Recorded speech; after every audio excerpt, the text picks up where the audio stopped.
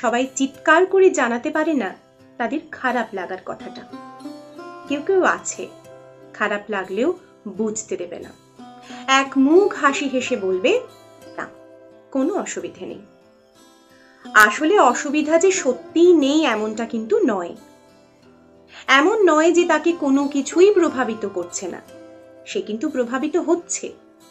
তার খারাপ লাগছে, কষ্ট হচ্ছে, হয়তো এমন কিছু ঘটছে তার জীবনে যে তার পুরো পৃথিবীটাই ওলটপালট হয়ে যাচ্ছে।